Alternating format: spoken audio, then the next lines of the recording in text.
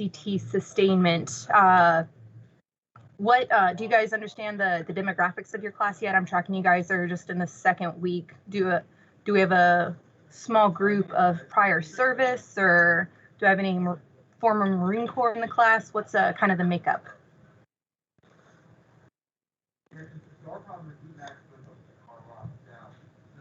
Man, well, we got a mix. We got a small number of prior service, myself included. Mostly, I guess, ROTC and cadets. Fantastic. So for my prior service, you might hear some things that you might have not seen physically in your experience. This class, we are teaching a way to do things. And when you think about a way, we are thinking the least complex opportunity for things to happen. So what I mean is, if we can completely control the enemy, if we can control the time and the terrain to make a log pack move smooth and efficiently and effectively, basically a textbook definition of a logistical mission, that is what we're going to be covering today. So as you go forward through BOLIC and as you go into your careers, you're going to have a bunch of variables thrown on top of what we're going to be teaching you in BOLIC. Does everybody understand that? Yes, ma'am. All right, perfect. So again, I am teaching a way. This is kind of think of it as the textbook way, and things will always get a lot harder. You can always manipulate what you learn here today to get the mission done. All right. So our first slide is analyze BCT sustainment. Our TLO. We're going to talk about the Brigade Combat Team sustainment, and we are going to describe the support battalion capabilities. We're going to describe our echelon distribution. We're going to define methods of resupply, determine maintenance, recovery, evacuation, and we will define casualty evacuation. In addition to the 4 references listed here, I highly recommend that you add FM 3.0 and 4.0 to your reading list. All right, the BSA. This slide deck, one of your techs will share with you in your free time this week. Play this video, right? This video will go into detail about everything we're going to cover for the next 12 slides. All right. So if you have any questions, great tool, the playbook. So here, a BSA. Here's the 5 W's. These are the 4 companies: HHC, Alpha Company, Bravo Company, and Charlie inside the BSB, Brigade Support Battalion. The BSB is inside the BSA, the Brigade Support Area. That's our where. So the BSB is inside the BSA. The BSB sustains the BCT, or the Brigade Combat Team. So a lot of acronyms. This is a Monday morning. So I'm going to say all of that again. So the BSB has 4 organic companies: HHC, Alpha Distro, Bravo, Maintenance, and Charlie. It's also called Charlie Met. They provide sustainment to the BCT. When we draw our battlefield trains at the end of this lesson, they are going to be inside the BSA, or the Brigade Support Area. So this is the definition of what the Brigade Support Area does. I'll let you all read that for a second. And the final bullet down here, you're going to hear this time and time again for combat trains, is who owns this area. And the BSB commander owns the BSA. The BSB commander is the lieutenant colonel. So I say again, the BSB commander owns the BSA. All right, so where do we put the BSA? Here's our requirements. Normally this is a building slide. So the first thing that'll pop up, we want to make sure we are outside of enemy artillery. If we're thinking near peer, What distance do we have to factor in for near-peer enemy artillery? I'm going to rephrase this. If we have a near-peer threat, that means their weapons are very similar to our weapons. So what does our howitzer range cover? So I'm not seeing any hand raises, so just jump on in. 60 miles, ma'am. So let's talk in metric. So let me hear kilometers. 60 is a little too large. 22 kilometers, ma'am. 20 is a lot closer, yeah. So what we normally hear is going to be 15 when we're talking about controlling the trajectory of the projectile. So normally we'll use a 15-kilometer radius for a howitzer. So that's when we're dropping down a range fan. So we want to make sure that we are 15 kilometers away from enemy artillery. All right, and that's just one system. It's got one of the largest range fans that we have to consider. Next one, usually located on an MSR. What does MSR stand for? Main supply route, ma'am. Perfect. Main supply route. The name of this one says blacktop. Main supply route, blacktop. Normally an MSR is hardball. It's paved. All right. Next one, must be able to support customer but not interfere with tactical movements. What do we think this means? Must be able to support the customer. What comes to mind? Make sure we can deliver. What do you mean by that? So it's like there are obstacles and enemy ambushes, so there may be interference. So that's what I'm guessing, ma'am. You're really close. Yes, you want to make sure that you can receive the classes of supply, the goods and commodities that you need to deliver. So you need to be close for the CSSB to deliver to the BSA. You need to make sure that you're not too far away from your customer. So when we're talking about our lines of communication, our locks, that they're nice and short, but we don't want to be too close. We don't want to be inside the maneuver area. All right, so there's going to be this nice little bubble, and you'll see when we draw our combat trains that when the maneuver forces move forward, that we will also, the BSA, we will also right behind them to keep our lines of supply, our lines of sustainment nested, nice and close, okay? So that's what it means, must be able to support the customer but not interfere with tactical movement, close but not inside their backyard, all right? And the last one, use terrain to your advantage. So you also, whoever spoke last, you also covered this a little bit, making sure that we use cover and concealment so the enemy doesn't find us. And also using overlapping heavy weapons to cover our avenues of approach. So any questions for where to put the BSA? Kind of makes sense when you think about it, right? Just like if you were going to set up a patrol base for stick lanes, you don't want to be on the road because you're going to get injured. Enemy can then find you. You want to be tucked away somewhere where no one can stumble upon you. Kind of makes sense. Down to site selection. Go ahead and take, let me not move the screen here. Go ahead and take a minute and read through all of the site selection kind of criteria.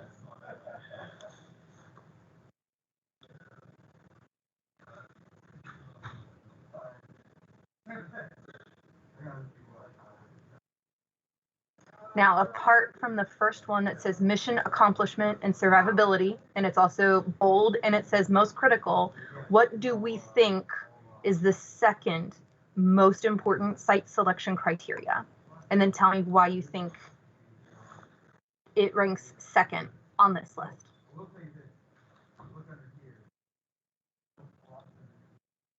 Department. This is Lieutenant Benson. I believe level and firm ground to support vehicle traffic and sustainment operations would be the second most. If we can't do that, we can't do our jobs. Yeah. Well, I mean, even if it's on level, we can still receive goods. But are you talking about a risk?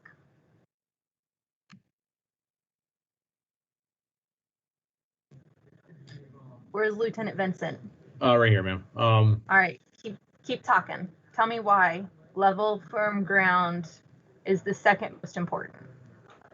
I'm just thinking if we're in a maybe very muddy, like a swampy area, our vehicles might not be able to do the missions that we need to be conducting, like transporting supplies back and forth. So you're saying the vehicles will get stuck under load and then they're not on mission? Yes, ma'am. All right. So heard from Lieutenant Vincent. He says level, firm ground. Anybody else think something else is second important? Ma'am, say. Yeah.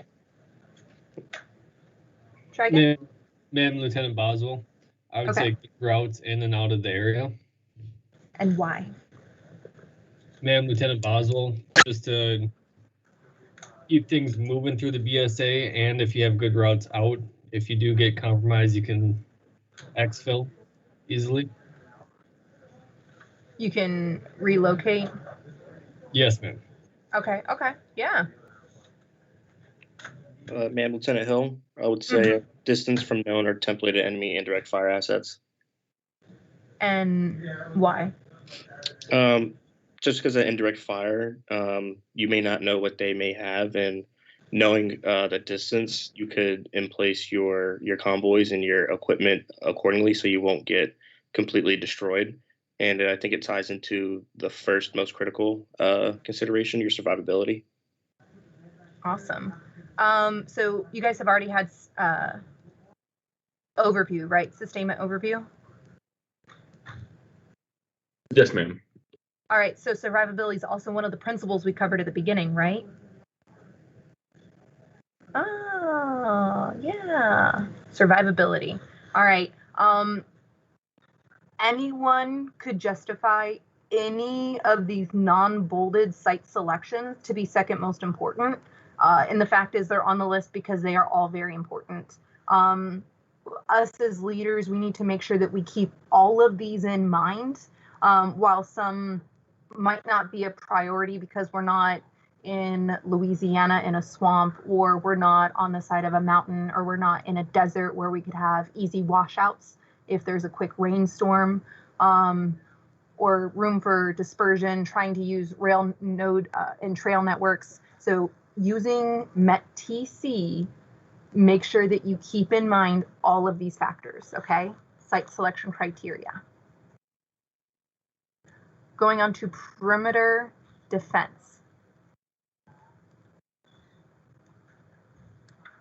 So there's area defense and there's perimeter defense. We are going to cover perimeter defense to kind of orient you to this image here. So we have the MSR going left to right. Let's see, this is not, I'm not sure if you guys can see my cursor or not. We have a fire marker 102 at the intersection, and going north-south on the left side of the map, we have ASR.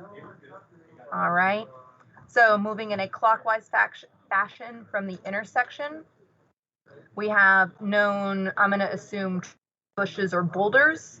We have a known bridge, which is another identified fire marker. We have a water source. And then we have 123rd BSB marker right here. We also see a few range fans from some heavy weapon systems that are in place. And then this marker just south of the MSR and just east of the ASR, that signal is specifically for triple strand concertina wire, triple strand C wire. The symbol has a top line, a bottom line, and then it has like a clip art circle that's kind of made into an oval put in the middle. That is to standard, the triple strand symbol. All right, we have an ECP. I'm kind of at the top left, following the MSR over to the right. So inside the ECP, we then have our internal BSA road network. And then we have in here, we have our lines. What kind of lines do we have in here?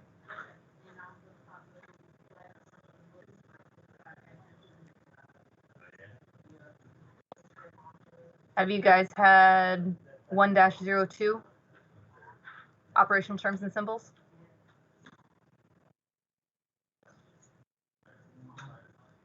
Ma'am, those are lines to delineate between the companies. Awesome. Do we know the name of this line? It is escaping me at the moment, ma'am.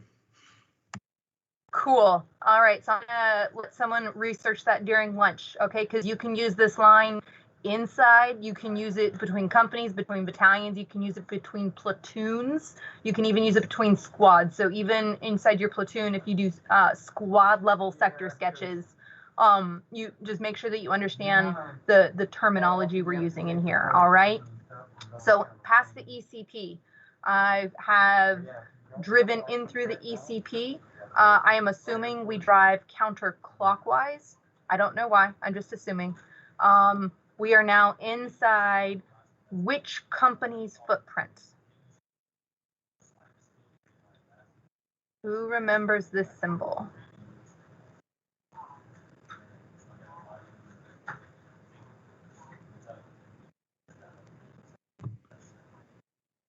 Ma'am, that's Alpha Company from the VSB. All right. How do we know it's Alpha Company? The symbol is the distribution company symbol. Awesome. Yes. So for the last class I just taught, it's a wheel on a road, right? Alpha Company Distro. It's a wheel on a road. It says support. We also know it's a company for that single line at the top, the unit amplifier. And then we know it's the headquarters of the company because it looks like the colors or the guidon has been posted. So having this left line extended past the rectangle, that identifies where the commander is for this unit. Also where their CP or their top is set up. All right, so we know Alpha Company has set up over here kind of, I'm gonna say it's like the 10 o'clock to 12 o'clock of the BSA. Who owns the ECP?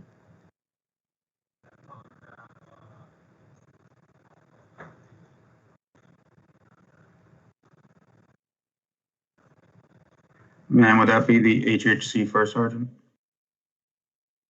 So no. Let's try again. Who owns the ECP?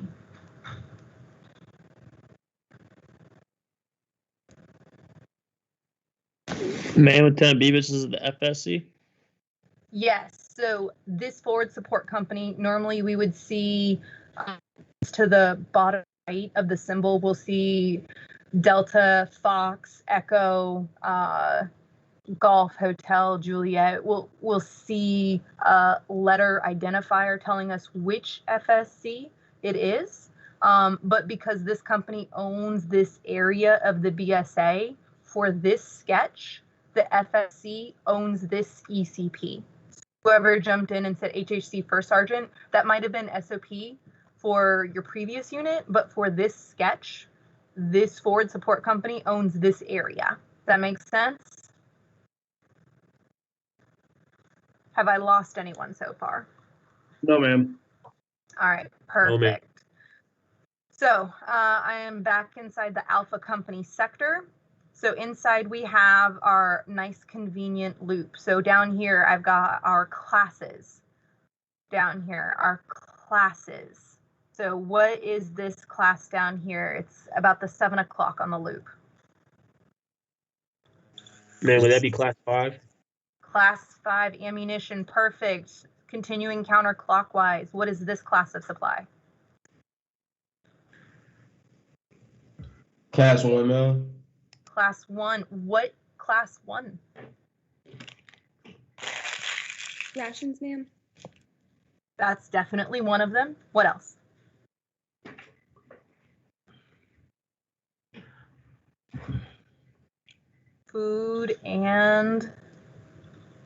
Water, ma'am. Perfect. Up here we have water. So we might see if there's bottled water. It could go in one of two places. Normally, when we have the water symbol over here, that's our giant hippos, our 2,000-gallon water storage hippos. All right. And then further up here, close to the, I'm going to say 1 o'clock, what is our final class point? Class 3, ma'am. And what's class 3? Fuel, ma'am. Fuel, petroleum, definitely. Trying to make sure I've covered everything.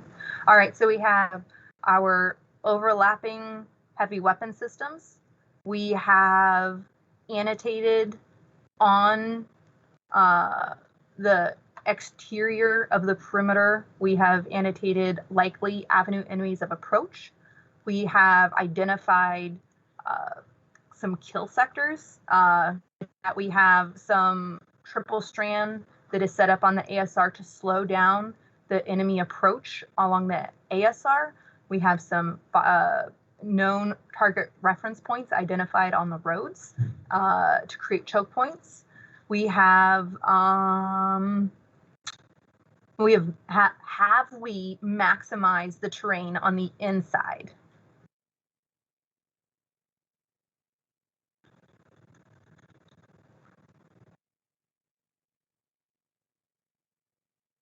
Yes, no, maybe so.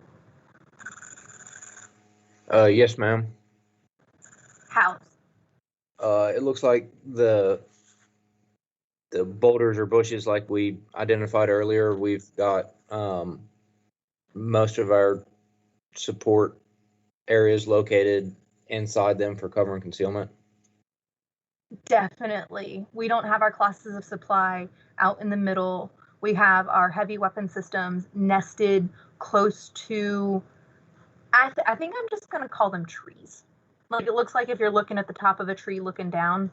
Again, it could be either or, tree or boulder. But we have everything nested to maximize our cover and concealment. So do I have any questions on this section of the perimeter defense? Ma'am, Lieutenant Wiggins. Okay. So on the top of the picture, that dead space symbol, is there anything covering the dead space, like beyond it? So right now, no. But this is also the company sector. So the BSA, when they develop their entire perimeter defense, they might have a roving ECP patrol that covers that. But because this is a company sector sketch for the HHC, for their level, they might have identified this issue and elevated it. So I'm sorry, ma'am. So the company would be responsible for covering that dead space, or that? Could you repeat that again? So the company has probably identified the dead space up here. And it's, we're talking at the top left corner, just left of the ASR on the north side of the river. We call it river. Because Alpha Company is normally on mission, a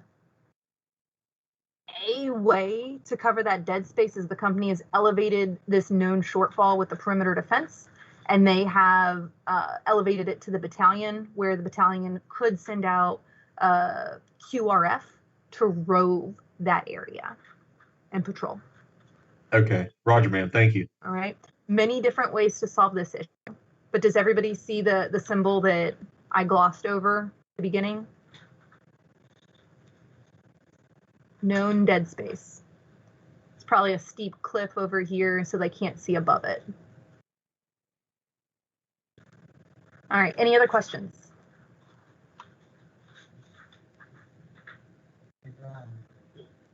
No? All right.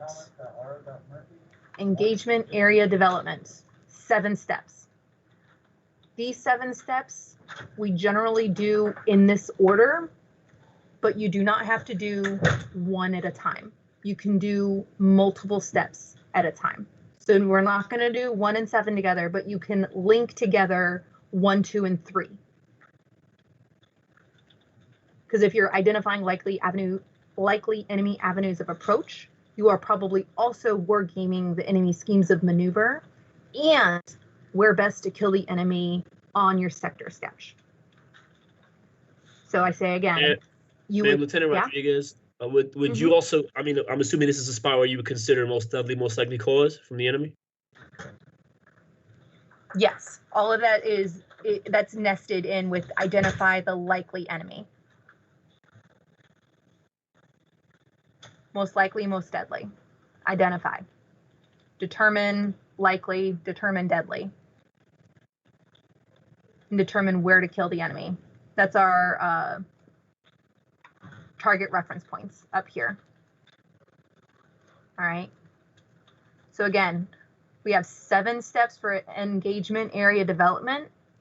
We generally do them in this order, but you can do multiple steps at the same time.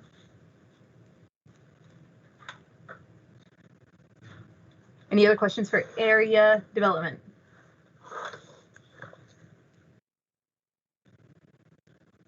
Nothing heard. Priorities of work. Here is an example, the second word on this slide, an example. Most of the time, priorities of work are going to be SOP driven, and every unit is slightly different. Every unit has to follow different MET-TCs. So for individuals that have done multiple field exercises before, if you're talking summer AT or if we're talking summer camp for ROTC, we have different priorities of work depending on the time of day, depending on the weather, depending on the degree of the enemy engagement. Everything is always MET-TC dependent. So here is a list to get your brains thinking for when you have to execute in the future.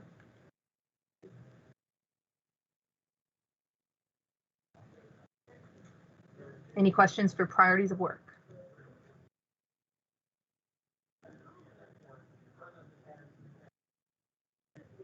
All right, check on learning. Again, this slide is supposed to build, but we're not building today. So here we go. We can all read the slides. So what form of defense does the BSA employ? It's a perimeter defense.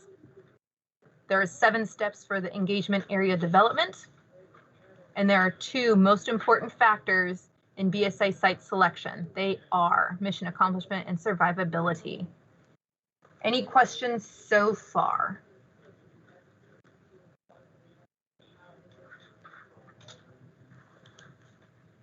All righty, nothing heard. So layout guidelines. So we have to make sure supply points are accessible to both customers and resupply vehicles. Why do we think we have both of those listed separately? Customers and resupply vehicles. What do we think that means?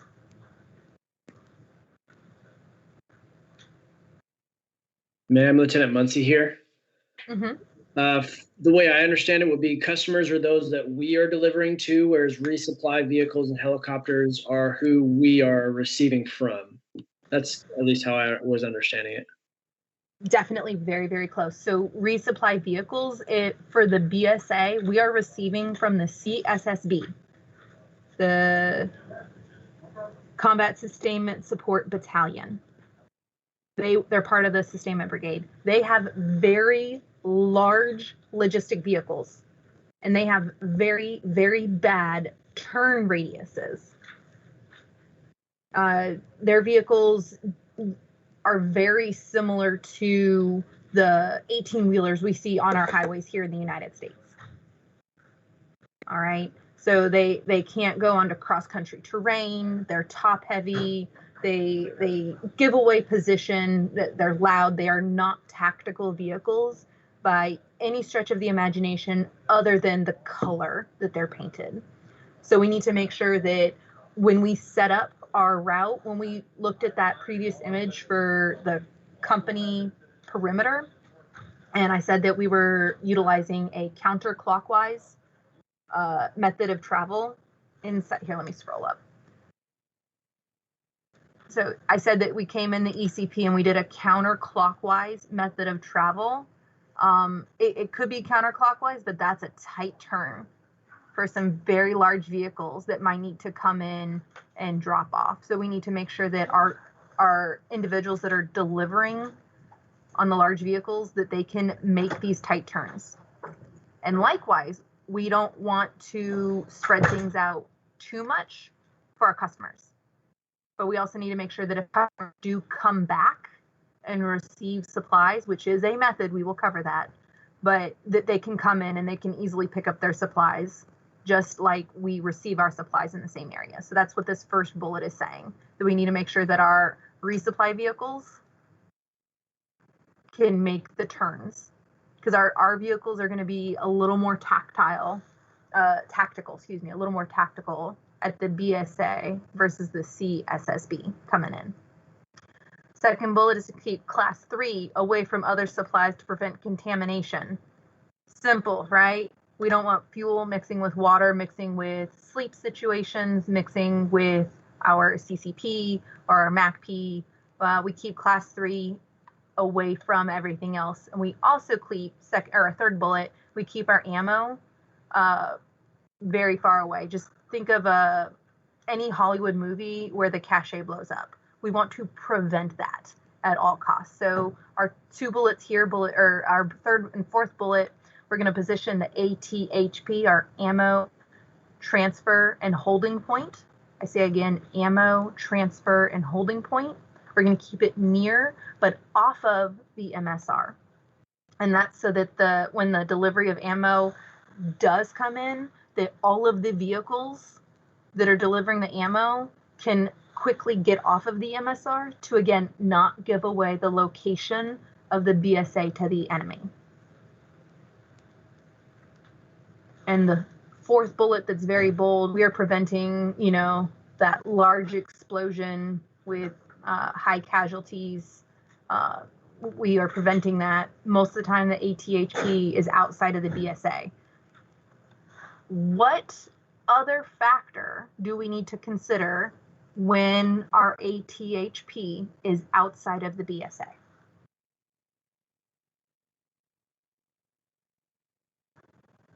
Security, ma'am. Security, what kind of security?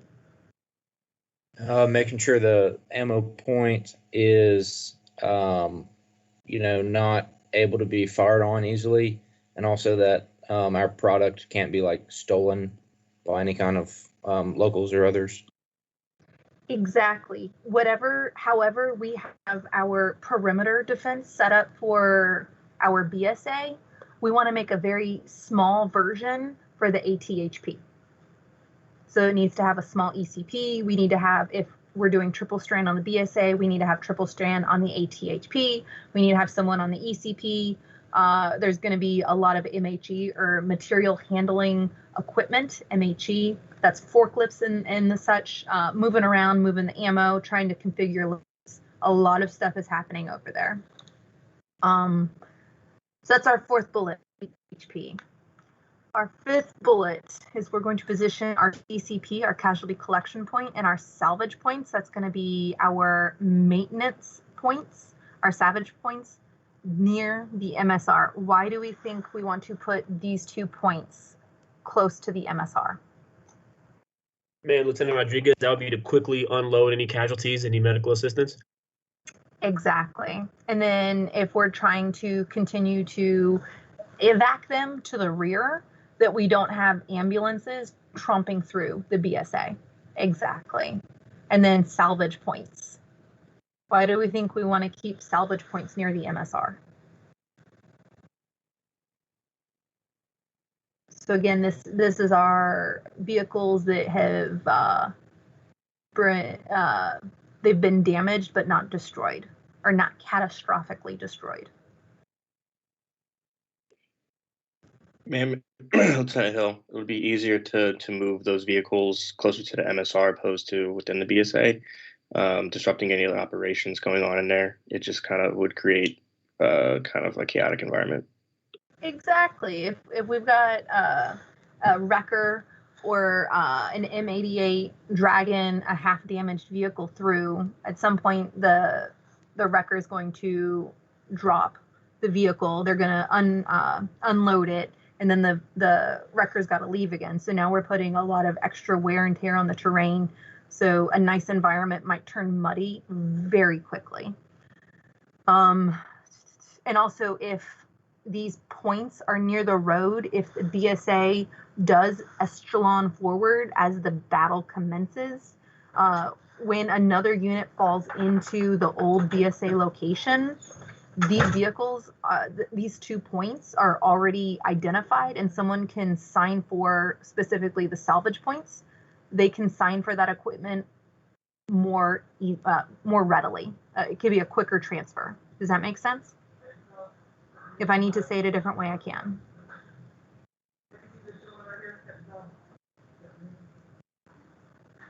No? Okay, nothing heard. And then our final bullet, it says locate medical treatment areas away from likely targets, but near evac points. This one just kind of makes sense, right? We don't want the hospital or our role 2. We don't want it set up on the opposite side from where the HL is going to be, our HLZ, our helicopter landing zone. We want it to be very close in case someone is brought in or if someone needs to be evac'd out. We don't want the 2-man stretcher team running halfway across the BSA. All right, more layout guidelines. We position our CPs near the center of the BSA for security reasons, and that's if the perimeter is breached. If most of the nodes are in towards the middle, if you think of it like a wagon wheel, then the enemy has less time to listen on radios, read maps. They have to get through more soldiers doing their job and defending the area. So that's what the first bullet's for. Second bullet, the BSA includes our 4 companies, HHC, Alpha, Bravo, and Charlie. And they can contain FSCs. They would hold the FTCP if the FSCs are co-located in the BSA. We will cover this in more detail later on, but this one bullet says the BSA will have these 4 companies, HHC, Alpha, Bravo, and Charlie. And the BSA could have multiple FSCs. We would call that the FTCP. Field Trained Combat Post. All right, our third bullet is we can include elements from the BCT staff. That's if the brigade commander wants to put, who knows, rear element security, a portion of the engineer battalion, again, for security, or some signal units if there's some difficult terrain that they need for retran. Again, the BSA, it's the brigade support area. Fourth bullet, Alpha Company. Why do we think the Alpha Company establishes the SSA Class 3 and the ATHP?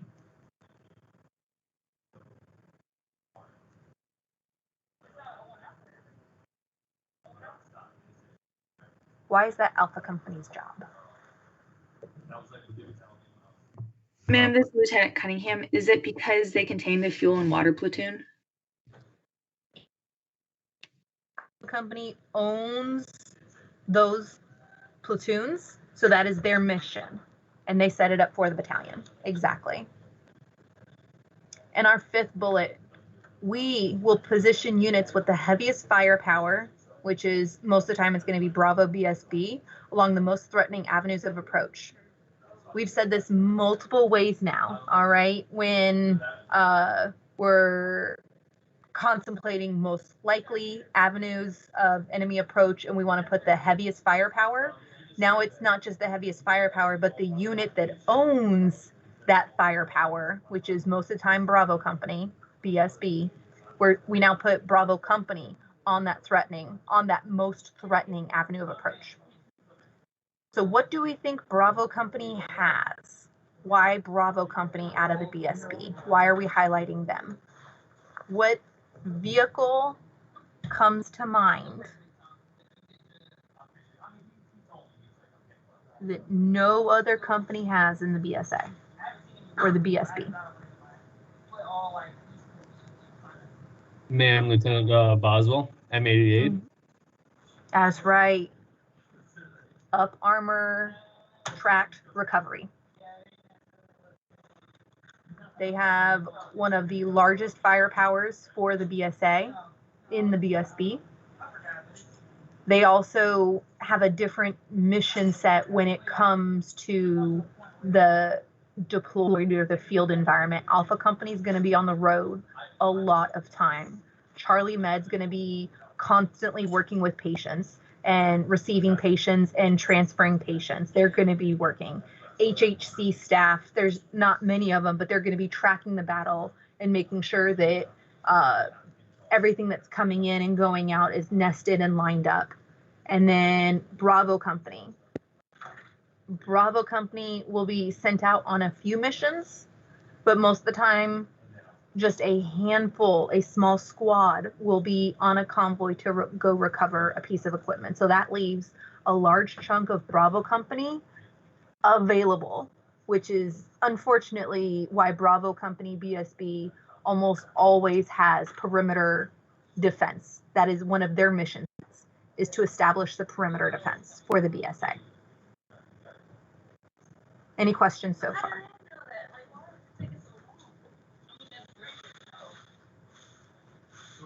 Nothing heard. So here we go. Remember before I mentioned a wagon wheel? So starting up at the top, I'm about at the 11 o'clock on the top left corner. So we have an MSR coming from top left to just slightly lower to the right. So we have MSR going on the top half, and it looks like we have a small little town up here, some small infrastructure. We have some rolling terrain. We have a few trees scattered around. So we have our MSR. We have our EC, which I believe they're using as entry control right here. And we have our wagon wheel setup. So between each spoke is a company area responsibility. I did see that someone tried to guess, make an educated guess on what this type of line is. So it is not a phase line, it's a boundary line. And we know it's a company boundary line because we have the same symbol that's on top of our unit identifier. It's the same symbol, so company right here. If we have two lines put together, we now have a battalion boundary. Likewise, we have an X, we have brigade boundary, so on and so forth. So here we have, if you notice, our CPs will be closer towards the center. And then we'll have our sleep areas apart from the motor pool for safety. If we look over in Alpha Company, which is, again, top left, but Alpha Company, we have our ammo. This is inside, but it is away from everything else. We also have our fuel distanced from our Class 1 and our Class 1 bulk. And here we have some unique symbols for what these FTCPs are.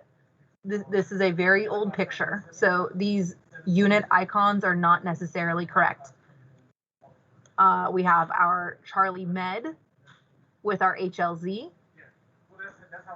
We also have our least fire producing, our smallest weapon systems kind of tucked into the terrain here along the bottom.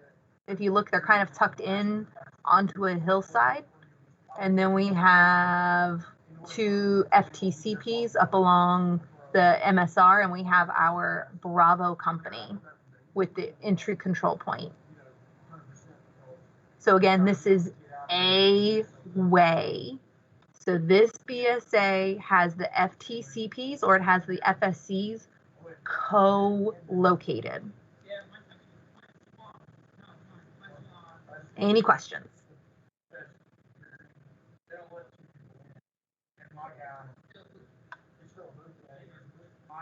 Still nothing? All righty. All right. When would we move a BSA? I'm gonna let you guys read over 6, 7, 8, 9, 10. I think there's 10 bullets. However many bullets there are, go ahead and read the bullets.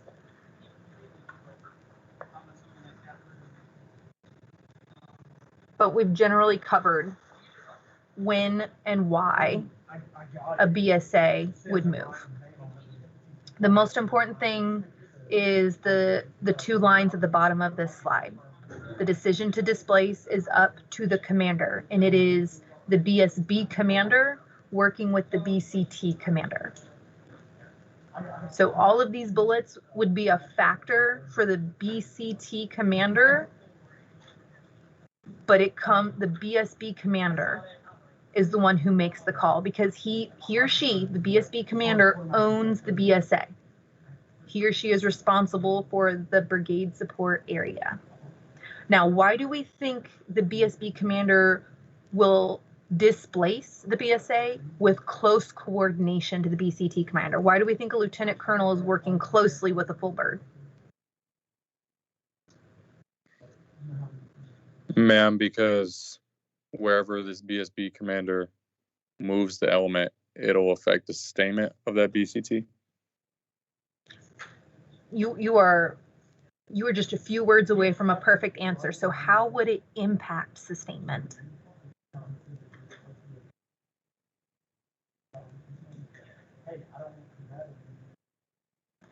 So if the BSA is displacing, is everything packed up? Man, Lieutenant Rodriguez, it would slow down or even halt sustainment till they can reestablish the BSA. Yeah.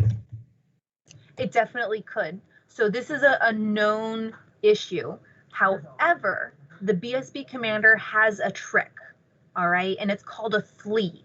The flee, which we're going to cover in the next slide, is how the BSA can continue to sustain the fight while the BSA is relocating.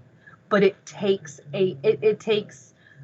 very directed movements, and it takes a lot of planning and coordination for the BSA, but it provides uninterrupted logistical support and uninterrupted sustainment to the battlefield. All right, so if the BSA is relocating, the BSB commander will make the decision because he or she owns the BSA.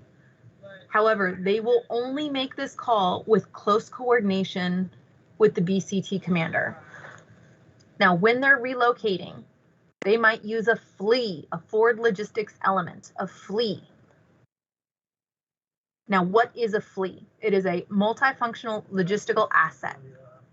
It's fast moving, and it's used in early phases of decisive action. When displacing the BSA, the flee enables continued uninterrupted support to the BCT while relocating. What makes up a flee? The BSB will typically establish fuel handlers, ammo, water, the subsistence class 1 supplies, recovery assets, so a little bit of Bravo Company, and medical personnel, a little bit of Charlie Company. So they're going to take a small snippet of everything they are responsible for, they being the BSB, and they're going to move forward. And they're going to move forward with their class 1 subsistence, class 1 bulk, class 3 bulk, class 5. They'll move forward with the known missions they have. They will also bring with them some recovery assets, and they will bring with them some Charlie Med, some of their medical professionals, while everything is relocating. So logistics does not stop. All right, last bullet, typically controlled by the SPO. Do we know what a SPO is in this class? What is SPO?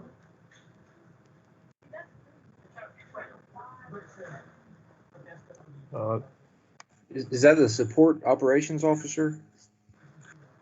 Exactly. It is the support operations. It could be the officer, but SPO, support operations. At a BSB, this is a major. This is an 04. Why do we think the SPO is in charge of the flea? Look at bullet number 3. Why do we think the SPO is in charge of the flea?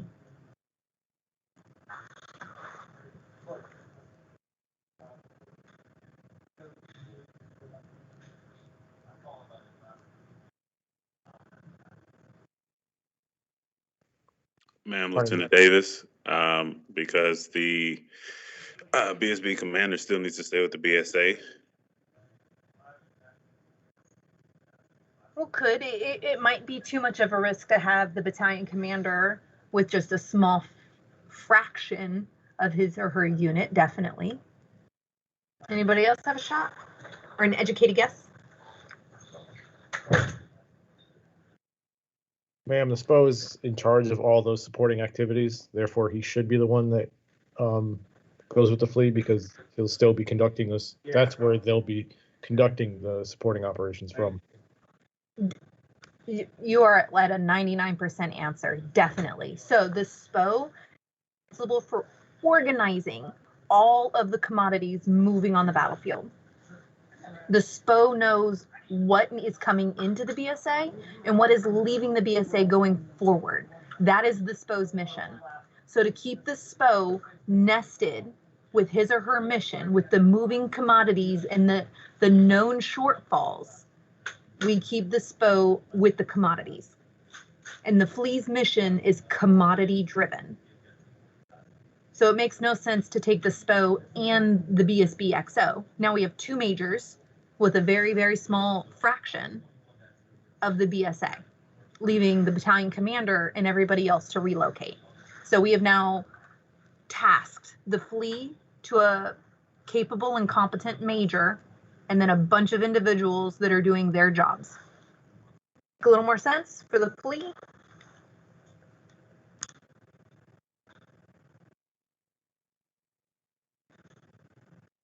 All right, our checks on learning. Who decides to displace the BSA? It says the BSB commander, but with close coordination to the BCT commander. Why are the ATHPs typically outside? Due to the explosive light, we are trying to prevent the Hollywood explosion. We will cover more ammo-specific requirements during Ammo Week. When displacing the BSA, what is the flea used for? To provide continued uninterrupted support. And which company do you posture against the most threatening avenue of approach? Bravo Company, BSB. Again, why have we put Bravo Company against the most threatening avenue of approach? Ma'am, Lieutenant Boswell, because they have the 88 and less of their people are normally tasked out. Awesome. So a more Army way to say that is they have the most casualty producing weapon system.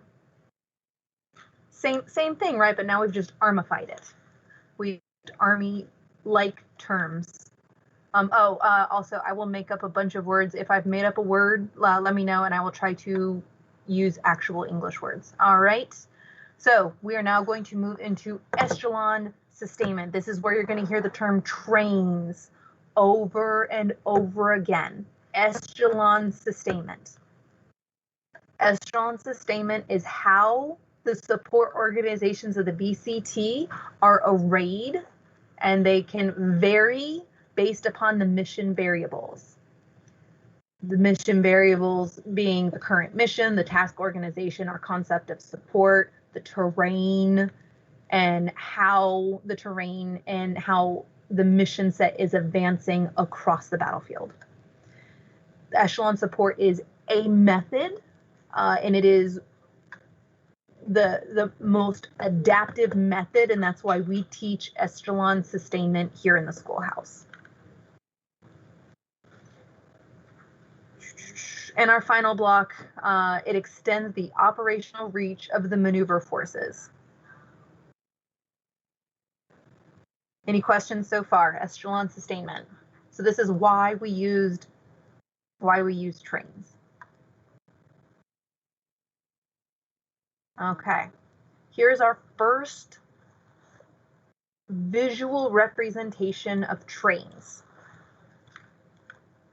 So I'm going to orient you to the right side of the image. So we have our enemy company.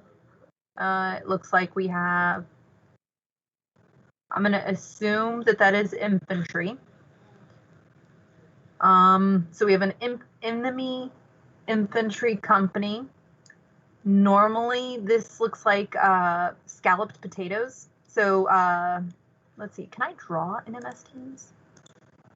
I can draw on Zoom. Okay. When you guys are in the classroom next week, I'll try to swing by and do a few whiteboard examples. But normally it's just follow the cursor right here. It's just this outline right here is what we see. So right now we just got some bad clip art that came through, but it's just the scalloped edge. All right. This is a FLOT, the forward line of owned troops. That's this symbol right here. So we got some bad clip art, but we're going to work through it. So we have the FLOT right here. No, they're all bad. Okay. Over here, our first friendly force. We have our armor company. And then we have company trains. Company trains are generally located 1/2 to 1 kilometer from the FLOT. I say again, company trains are normally located 1/2 to 1 kilometer from the FLOT. Another way to say this is about 1 terrain feature. They are about 1 terrain feature from the FLOT. 0.5 to 1 kilometer. Company trains. Moving a little further back, we have combat trains. Notice we have combat train command post. The combat trains are located 1 to 4 kilometers from the FLOT. And I say from for all of our examples, it's going to be to the left. Our FLOT is always going to be on the right, and everything's going to be to the left. Combat trains. One more step back, we have our field trains. This is 4 to 12 kilometers. Field train combat posts. So going back to the FLOT, we have company trains, combat trains, and field trains.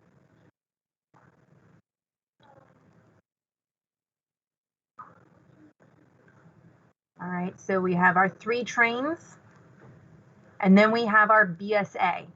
Our BSA, we have our site selection criteria, and that is how we place the BSA on our map or inside our AO. So it will, because of space, it looks like the BSA is very close to the field trains, when in actuality, the BSA is going to be more towards the left. But the numbers that we need to be aware of is the BSA could be up to 7 to 12 kilometers in diameter. 7 to 12 in diameter. And that depends on what's on the inside of the BSA. When we're talking about dispersion, making sure our ATHP in the new, it balances out with our Role 2 requirements. We have to factor in our MSRs, the HLZ. We have a lot of factors we have to factor in for the BSA. So it could be a very, very large space. All right, so here's our first look at echelon sustainment. We're going to cover this many, many more times, and we're going to go in and dive into who is responsible for what area and how supplies go into the BSA and how they will leave the BSA, because how they come into the BSA has a name, how commodities and supplies go forward on the battlefield has a name, how they're picked up, everything has a name. We're going to slowly cover those names. So here we've basically zoomed in on our 3 trains in the next slide here. So we have our FLOT on the right, we have company trains, combat trains, and now we have our field trains inside the BSA. This is another way of showing our wagon wheel picture. That is what this is representing. So all of the FTCPs, or a good handful of them, are inside the BSA. So this is our wagon wheel picture from before. So let me scroll up this slide. The FTCPs are not in the BSA. Next slide down. The FTCPs are co-located. So this is our wagon wheel picture. Any questions? A lot of information. Don't know what to ask yet. Ma'am, it's Lieutenant Matalonis. So field train can be either in a BSA or it can be outside of a BSA, if that makes sense. Yes, so it'll be MET-TC and SOP driven. But it is okay for the field trains to be inside or outside of the BSA. Okay, thank you, ma'am. Mm-hmm.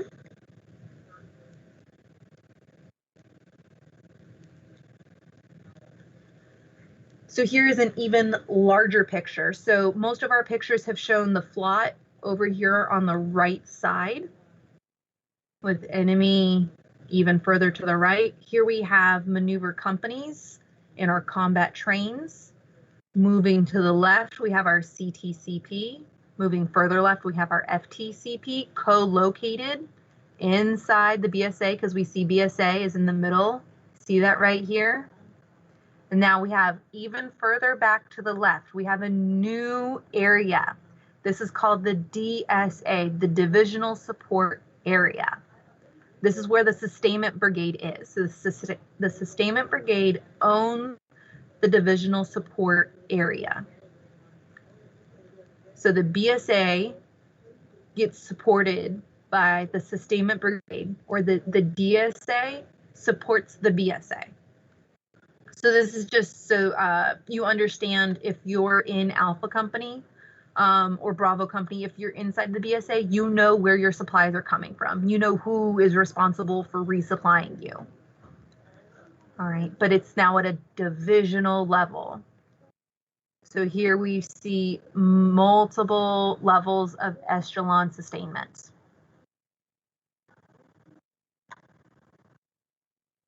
All right.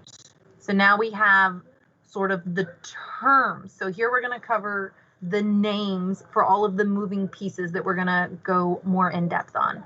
So here I said trains multiple times, right? So it's a grouping of personnel, vehicles, and equipment.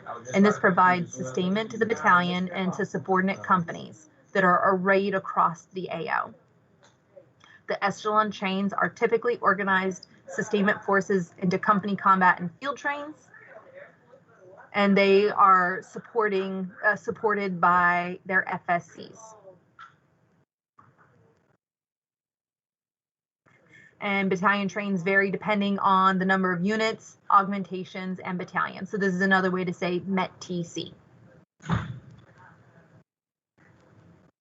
here, so resupply technique. So we have 3. We have service station, tailgate, and modified tailgate. Let me zoom in. These pictures are really, really good pictures. So can I move? Aha. So here, service station. Unit elements requiring resupply to come to centralized location. This is maximum effort and a larger target. What this basically means, so here we have, I'm going to call this a little mountain. We have a terrain feature right here. Here we have our maneuver platoons. And this is an armor company that we are supporting in this picture that I'm moving the mouse over. So here we have 3 platoons that are on mission, right? They're providing overwatch. They're on their observation points. So here, our logistical vehicles they probably cannot go up to those observation points, those OPs, without giving away the location.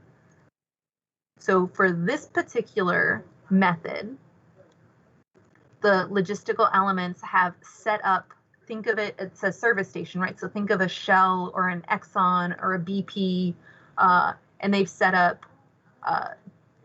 the convenience store down here. We have the fuel pumps over here, and they're gonna come in offline. So here we have, let's call this Charlie platoon. They come in, they're gonna see if they need anything from the medics. They're gonna grab some fuel. They're gonna top off with whatever they need. They're gonna get any maintenance parts, and then they're gonna go back online.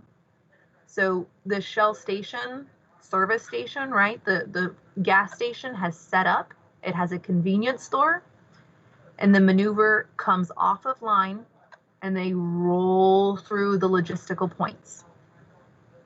So when it says maximum effort, this is for the customer. The customer has to leave their OP, their observation post, and they have to roll through all of the logistical points.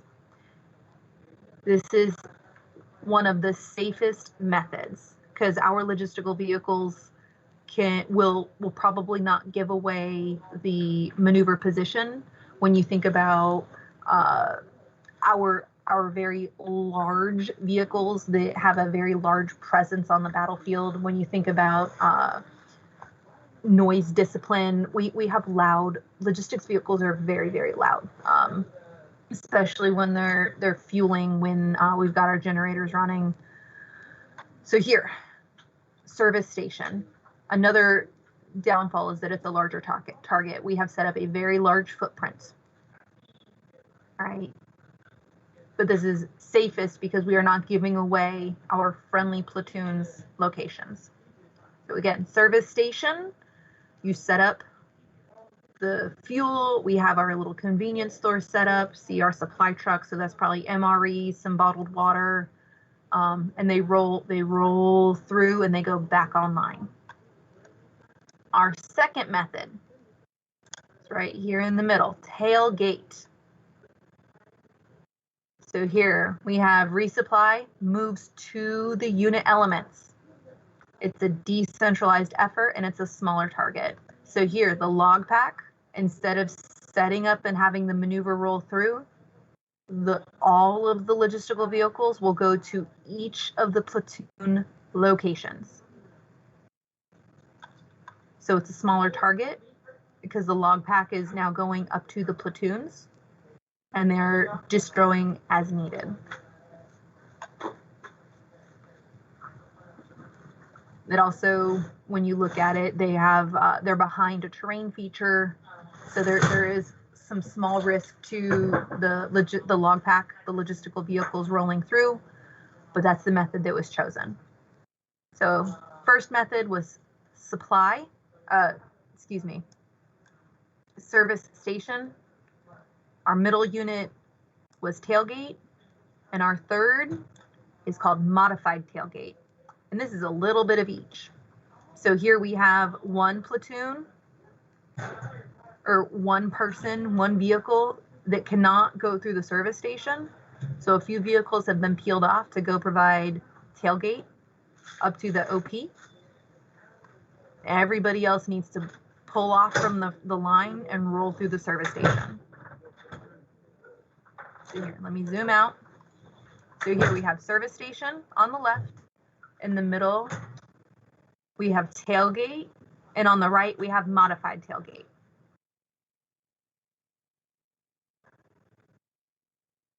So this happens at the company trains. Because notice we are talking about platoons. This happens at company trains.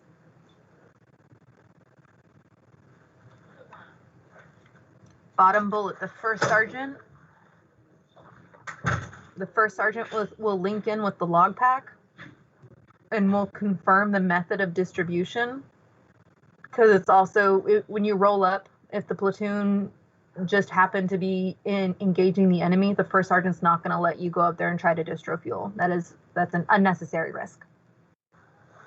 So any questions for the first set of terms for resupply techniques, service station, tailgate, or modified tailgate?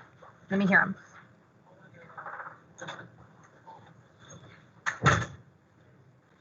Ma'am, Lieutenant Munson here. Mm-hmm. I'm not sure if you had already explained this and I just missed it, but when you mentioned the convenience store, what kind of things would be there specifically for this? So the answer you don't want to hear is it's met TC, but really anything that the platoon would need commodity wise. So think fuel, right? It's a gas station, a service station. But when you go to a convenience store, they have food, they have water.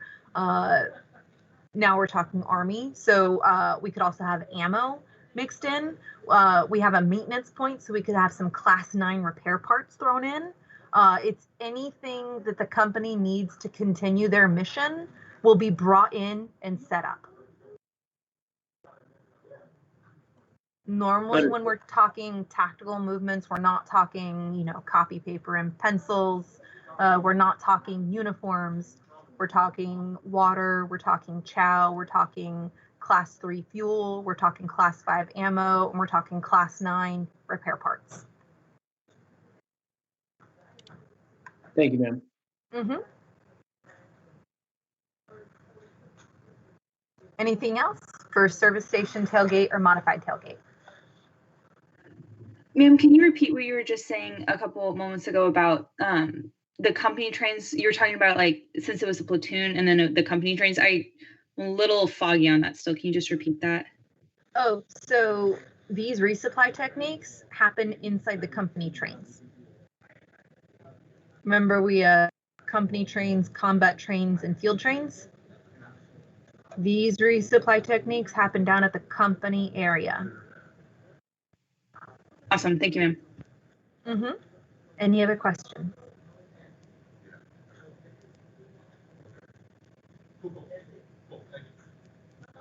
All right, nothing heard. So here we have service station, tailgate, and modified tailgate down at the company train. So here we also have unit distribution via LRP. LRP is logistical release point. All right, logistical release point. So inside unit distribution, so the FTCP, who is owned by the commander, is going to set up a convoy or a log pack, and they're going to convoy down to an LRP. Now, an LRP is just a point on a map. It is just a point. It's like a checkpoint. It changes. It needs to change. It is just a point. Now, this image is depicting the Alpha Company for armor. So Alpha Company is going to come offline, come to the LRP, and roll back. Same with Bravo, same with Charlie, down to the LRP. So what does this similar to?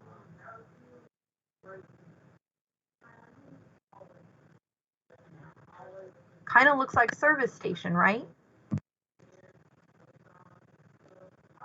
But the thing is, we're not talking platoons now. We are talking companies. So unit distribution, we're not talking at the company level. So we're talking larger amounts of commodities, more commodities that are being picked up.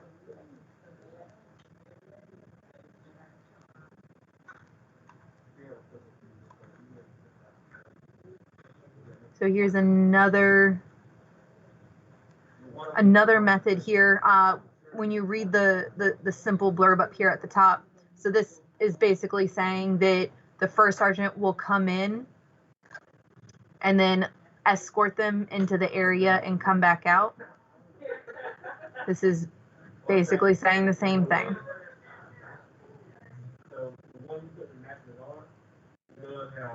So here, supply point. Gotta love the very, very, very bad clip art we have on this slide point. So supply point. So the companies are coming all the way back to the FTCP. What does this look like? Or what does this sound like?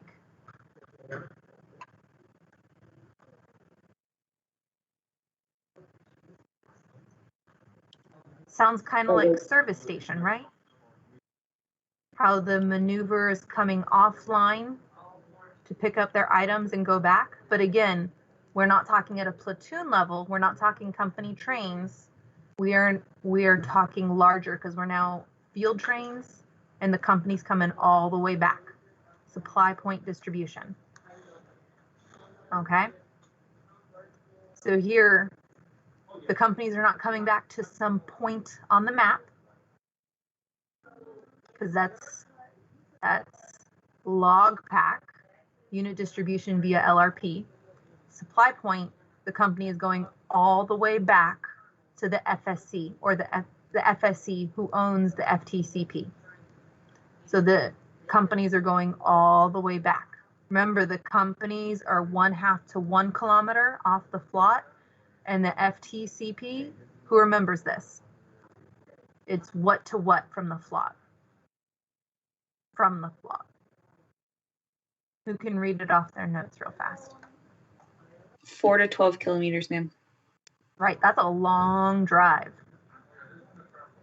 But it's a way. If someone needs an emergency resupply and the FSC's busy on mission, nothing's stopping them from driving back to the FSC to pick it up, right? It's always a method. So we have now put names to actions on the map. That's all we've done so far. And we are going to continue to practice naming the types of logistical movements on the map. Okay, we're going to do this a few times. So we have 3 methods of distribution. We have unit, supply point, and throughput. We did not cover throughput. Hold on, let me throw this up here. Throughput. Here we go. So the BSA. Throughput is when a unit of supply or a logistical unit has been skipped. So here we have the BSA. So this is Alpha Company. They would skip the FSC and they would go all the way down to the company. So Alpha Company, the BSA would go all the way forward to the company trains. That would be throughput. So skipping a level. Let me find, so here, the CSSB can skip the BSA and deliver straight to the FSC. That is throughput, when you skip a logistical unit on the battlefield. Throughput. Any questions on throughput? All right, we have 3 methods of distribution: unit, supply point, and throughput. The method where distribution has the customer come and get their supplies is supply point. Method of distribution that bypasses an echelon of support is throughput. All right, we're going to keep on. We have to fill out 10 more slides. 10 more slides. So we have covered methods of distribution. We now have methods of resupply. So we're talking a lot about the same thing. Okay, there's some small nuances with what makes them different. Methods of resupply. We have planned resupply. And if we have planned, what's the opposite of planned?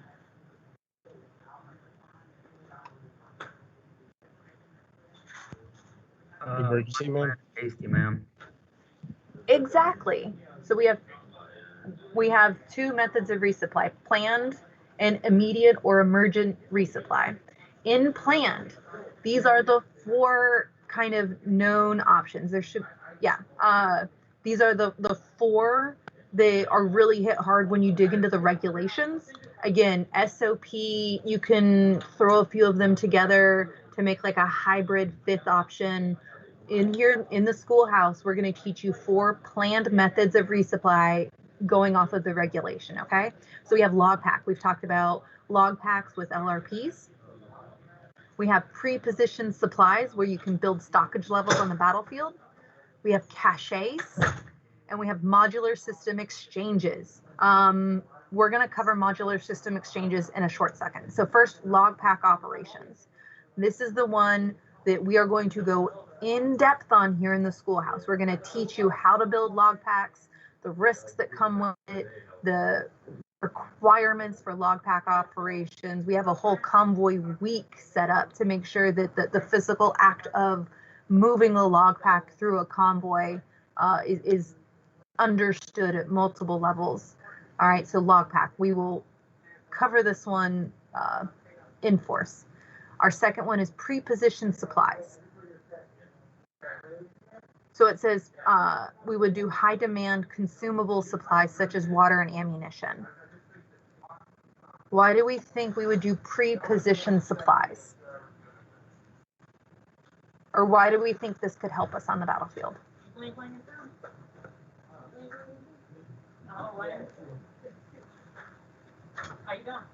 Man, it might account for actions that might take a lot of supplies that were kind of that we were unprepared for, or different levels in need for these supplies.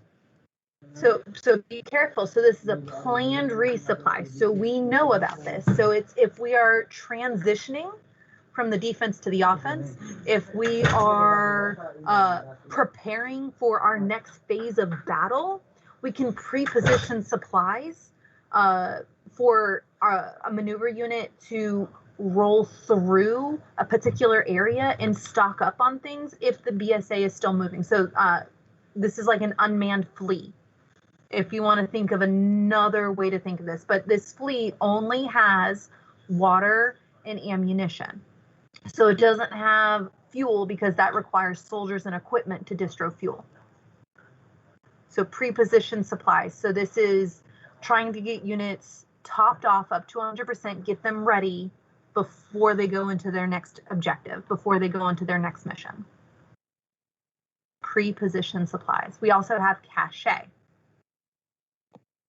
What do we think the difference between pre-positioned supplies and cache is?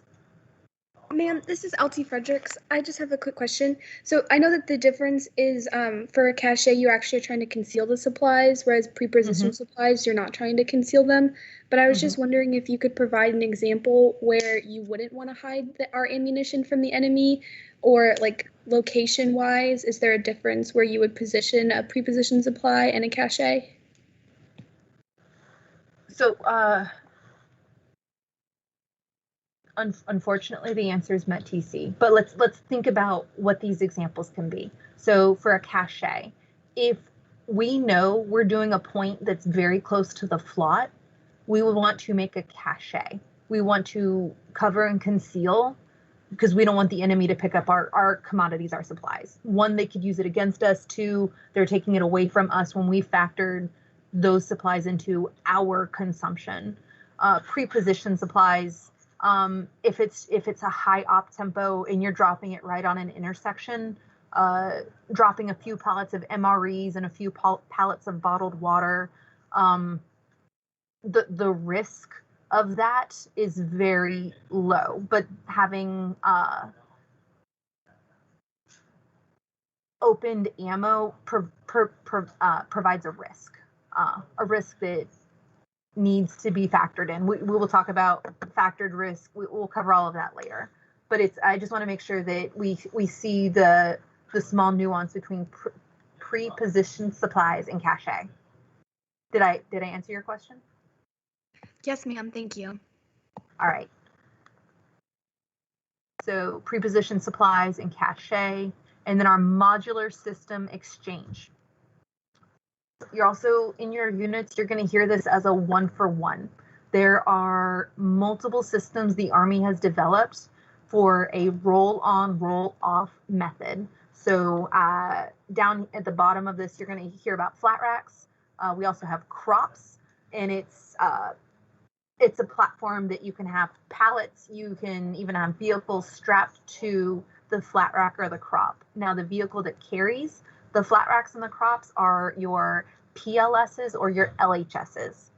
The PLSs and the LHSs carry these flat racks, the crops, they carry the metrics, they carry all of our containerized equipment. And we just do a 1-for-1. The metrics, the refrigerator container system, think about morale going forward to the troops, getting fresh apples, bananas, and oranges to soldiers who have only had MREs for a week or two, possibly even some meat if they have time to cook.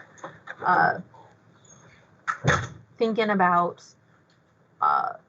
just swapping water hippos, just swapping tank for tank. You drop a full one, you pick up an empty one.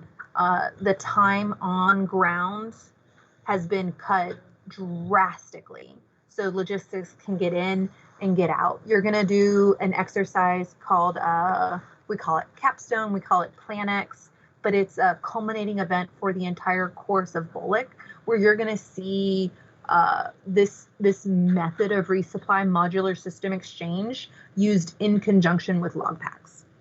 All right, you will see it come to fruition. Don't forget about it as a method, okay? But this is a 1-for-1 swap. Any questions on planned resupply? All right, so if we have planned, we have unplanned, or we have immediate or emergent resupply. The method of resupply, it's emergent, it's immediate. You basically figure out whatever they need, you make sure you have it on hand, and you get it to them as fast as possible and as safe as possible. Typically, it will be, and when you read the last bullet, water, fuel, ammo, medical, class 8, and rare instances, MREs. Yeah, I've never seen a class 1 emergency resupply. Just soldiers can squirrel away. They can just hide MREs all over the place. So normally that's not a thing, but it will be water. Bulk water would be an emergency resupply issue. All right, check on learning. So we have 2 methods of resupply, planned and immediate or emergent. We have 3 methods of distribution, unit supply and throughput. And we have 3 methods of resupply techniques, which is tailgate, modified tailgate, and service station. So notice right here, we have methods of resupply, methods of distribution, and resupply techniques. They all mean something just a little different. And our final question, what are the 4 types of planned resupply?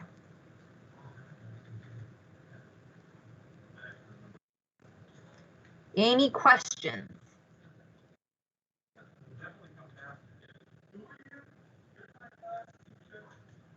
No questions. Okay, maintenance and recovery overview.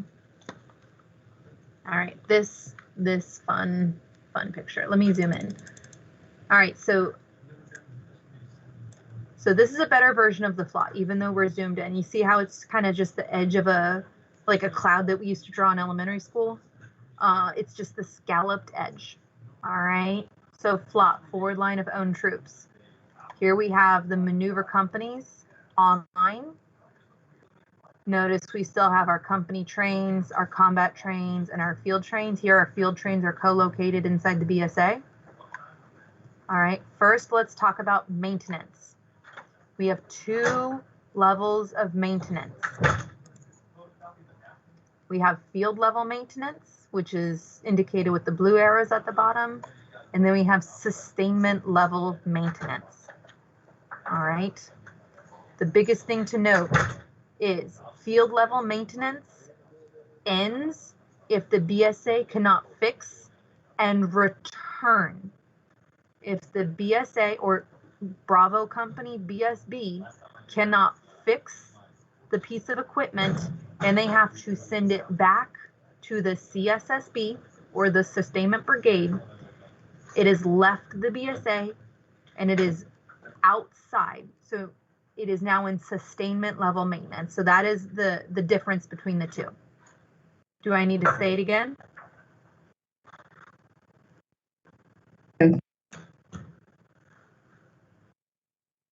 Yes, say it again. Yes, ma'am. Yes, ma'am. All right, perfect. So here we have the blue arrows. We have our field level maintenance. If at any point inside this right side of the picture, the piece of equipment can be fixed, it will be returned to the end user or returned to the customer. Field level maintenance, the blue arrows down at the bottom. If the piece of equipment cannot be fixed and it makes its way all the way back to Bravo Company and Bravo Company cannot fix the equipment, the piece of equipment will continue back, and it's now in the sustainment brigade area. It has left field level maintenance and it is now in sustainment level maintenance. What this means, field level maintenance, if it's fixed, it goes back to the customer. If it's in sustainment level maintenance, whenever it's fixed, it is put back into the supply system.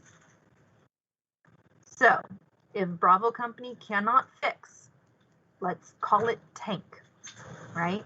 If Bravo Company cannot fix tank and tank leaves the BSA and it enters the sustainment brigade to be fixed, Alpha Company, let's say Alpha Company tank broke down, right? Alpha Company now needs to order a new tank. But say Alpha Company tank broke down and it was fixed at Bravo Company BSB, tank will be returned because it is inside field level maintenance. Are there any questions with between field level and sustainment level maintenance?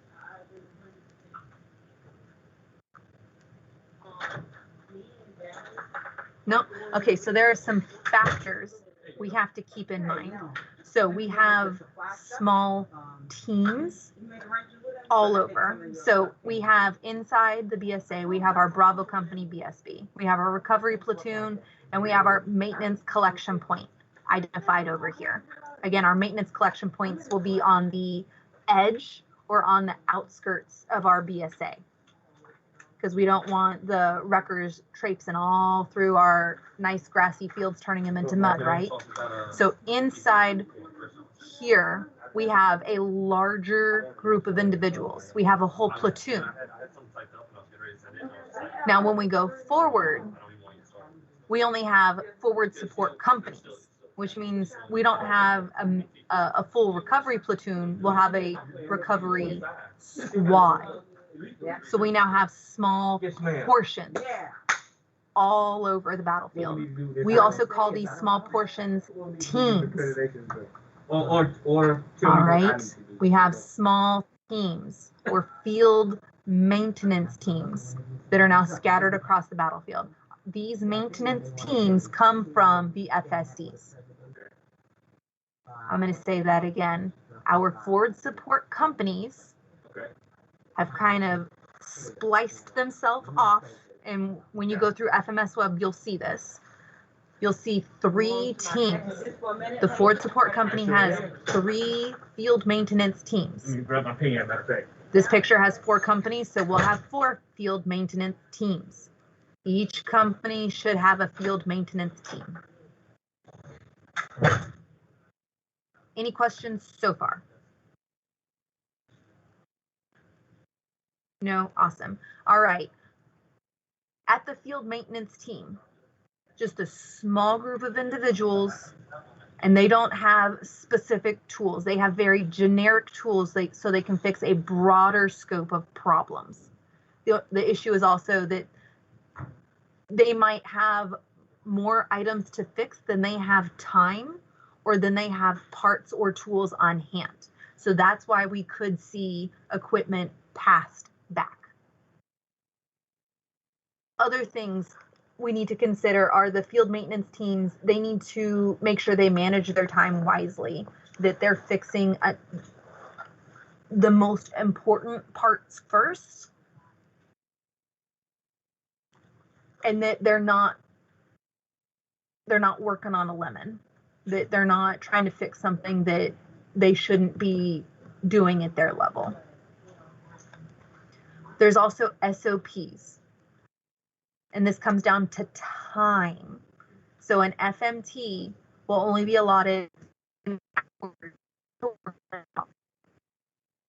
if they know a job exceeds these hours. And when you get into fix mix, you'll hear about the MAC chart, and when you read into it, it's the MAC chart. Just call it a MAC chart, just like we call it a CAC card. But the MAC chart says whatever job has so many hours. So that's how we understand manning hours with maintenance. So if a job exceeds the SOP time, that's another reason why a job will be passed back from the company trains into the FTCP. Okay, so that's the field maintenance team passing back to their maintenance platoon inside the FTCP. If the maintenance platoon inside the FSC cannot fix, they will then pass back to Bravo company. And each time they pass back, the SOP accounts for a little more time to fix a piece of equipment. It accounts for more specific type requirements. You've got generally more MOS individuals on hand, and you also have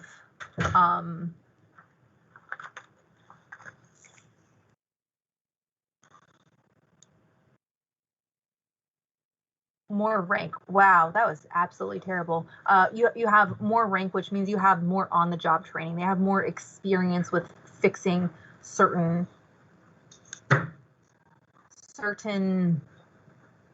damage across the battlefield.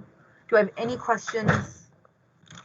Any questions with maintenance recovery or how class damage repair is recovered on the battlefield? Ma'am, LT Fredericks, I just have a quick question. So let's say that a tank breaks and it goes out of service and it's currently in field level maintenance, but the unit or the company that it came from, that it broke down, like it's a mission essential item and they need it for like an upcoming mission. So if it's still in field level maintenance and they haven't had it returned to them yet, can they still somehow, can they just borrow a tank from someone else? Or what do you do if it's like a mission essential item and they don't have it? So, so let's say tank broke down, right? I'm going to tell you, everybody needs their tanks. If Alpha Company needs to borrow a tank from Bravo Company, that's two maneuver companies talking to each other. That can definitely happen. That could definitely be done. But if tank is broken, tank needs to be fixed, right? So there wouldn't be any situation where, let's say, tank is still in field level maintenance and a company like unable to borrow another one could just order a new one. They would just have to figure out how to like borrow or like make it way over the unit. Exactly. So inside a theater, there aren't many spare tanks laying around. Everything is going to be accounted for. But if the company has, say they are number one priority for mission and they aren't 100%, that would be probably a battalion commander talking to a brigade commander, forcing, getting that rank as a forcing function to make sure that whatever the main effort is has all of the equipment on hand. But yeah, spare tanks inside the theater is not a thing because we don't want to be, fraudulent with taxpayer money. Thank you, ma'am. Did that answer your question? Okay. Yes, ma'am. Thank you. Anything else for maintenance? All right. So again, we've talked about recovery or the backhaul of downed vehicles. So when you go into fix mix, you'll go more in detail. Hopefully fix mix is after maintenance week. You guys will learn kind of what a vehicle can be down for, how all of these processes work, but this is your first kind of look at what it looks like on the battlefield. All right. And again, don't forget the distance between all of these. We've got our company trains, our combat trains, and our field trains, and our BSA. So we are talking many, many kilometers spread out. Okay. Don't forget about that. So here we have our maintenance and recovery, and now casualty evacuation. So here, again, looking on the right side, we have the FLOT, and going back, we now have our company trains. Inside our company trains, we have our CCP. What does CCP stand for? It should be listed at the bottom as well. Yeah, it is. What is CCP? Casualty collection point, ma'am. Exactly. Each company is responsible for their CCP. So we have our CCPs inside the company trains. One step back, so we have our company train. We now have our combat train. Very important. We have our Roll 1 Battalion Aid Station. The BAS is at the combat train. Another step back, we go to the FTCP. And here the FTCP is co-located inside the BSA. The BSA has Charlie Med. Charlie Med Roll 2.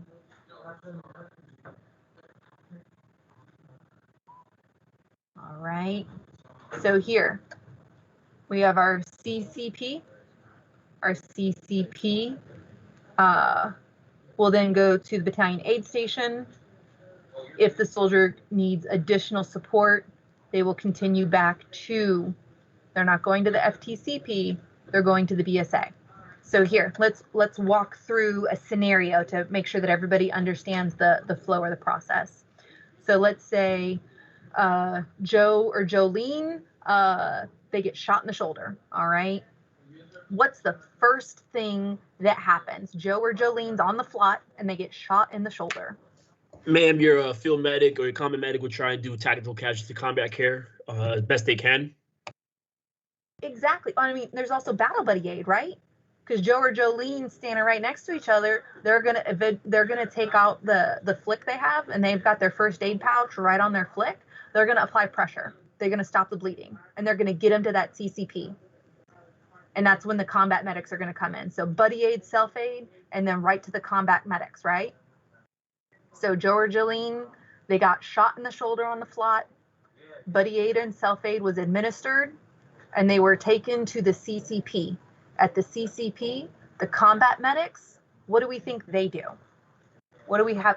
What experience do we have?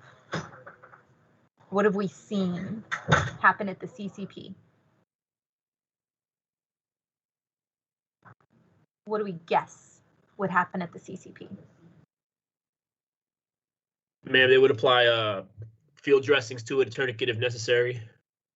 Exactly. They would do a next level up. So we now have, someone's sweaty bandana trying to stop the bleeding. We have an old tourniquet. We've got some gauze that's been used as a training aid before, right? We don't have the best stuff on this open wound. So the combat medics are going to repack the wound. They're going to try to limit infection, and they're going to start with probably some ibuprofen. But what's something that the medics have that nobody else has at the company train? An IV, ma'am? Exactly. They can start the IV. They can start limiting infection, and that's going to be one of the biggest killers, or one of the biggest issues the medical community has to fight on the battlefield is infection. Also, combat medics will call back to the battalion aid station, and they will call, basically giving a warno with the shoulder injury that Joe or Jolene has sustained. All right, so that phone call or that radio call is going to spin up an ambulance, and the ambulance is going to, the CCP has an ambulance, and they're going to go to the AXP, or the ambulance exchange point. And there's going to be an ambulance from the battalion aid station that's going to go forward. So we have an M113 that's going to go back, and it's going to meet up with an M997, which is a Humvee ambulance. All right. Why do we think we have two different ambulances on the battlefield? One's armored and one's not, ma'am. Exactly, but why don't we just have all of them armored? Ma'am, Lieutenant Boswell, the unarmored one can move faster. Exactly, right? You guys have seen all these slides before, but just don't forget about this information. Very, very important. We want to make sure that we are expediting our recovery of these individuals, because if someone's bleeding out, time is of the essence. All right, but we need to make sure that we get them out of the danger zone as safely as possible. So at the AXPs, the ambulance exchange points, that's where we can cross-load individuals, get them out of the slower moving vehicles, get them into the faster moving ambulances, and get them to the individuals that can help save their life, limb, or eyesight. All right. So here, again, we're going to start over at the beginning. We have the FLOT. Joe or Jolene got shot in the shoulder. Buddy aid, self-aid got them to the CCP. Here, the medic repacked the wound. They got an ambulance spun up. So now Joe or Jolene is in an M113. They go to the AXP. They leave the 113. They go into the M997, the ambulance. And they are now quickly brought to the BAS, the Battalion Aid Station. Who owns or is responsible for the Battalion Aid Station inside the CTCP?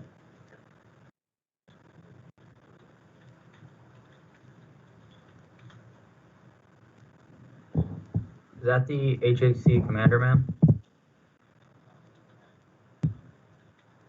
So I need a medical professional in charge of the Battalion Aid Station.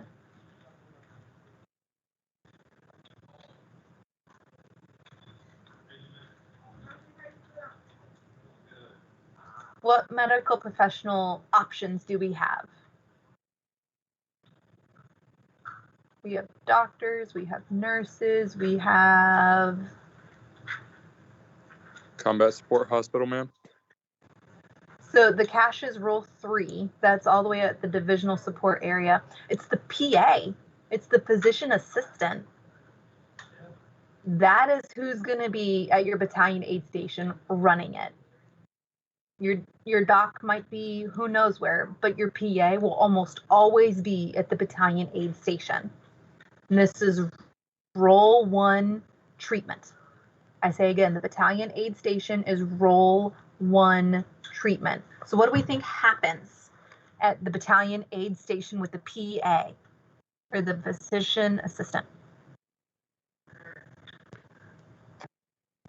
Ma'am, the casualty gets evaluated, and the PA can make a determination whether or not to push him further back to the rear, or if they can provide enough aid at the BSA. Exactly. So we've been using our one example of Joe or Jolene got shot in the shoulder. Do we think they will continue to the rear for this injury?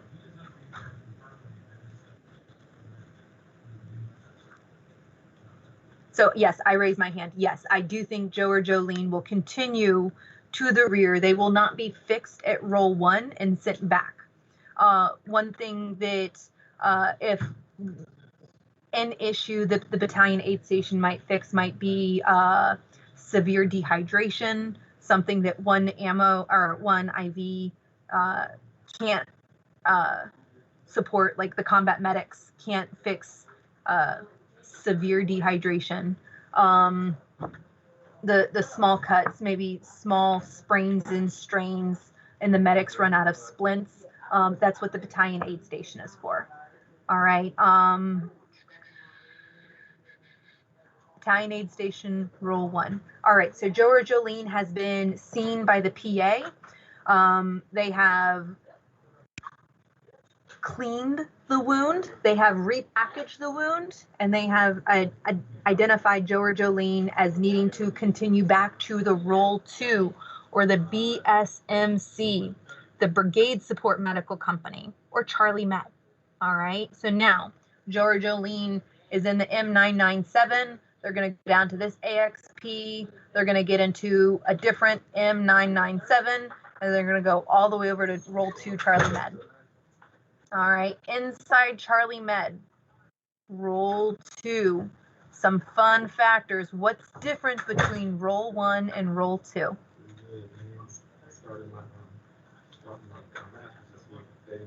What's the first thing we know that's different between roll 1 and roll 2? For me,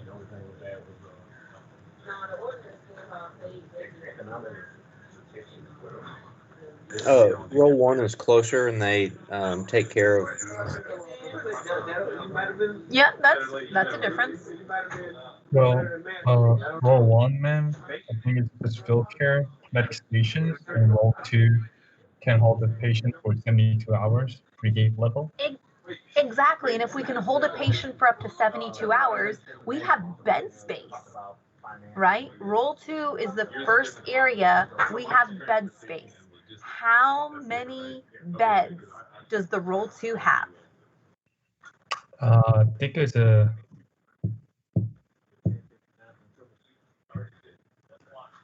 20 beds, ma'am. 20. Yes. 20. 20 beds at the roll 2.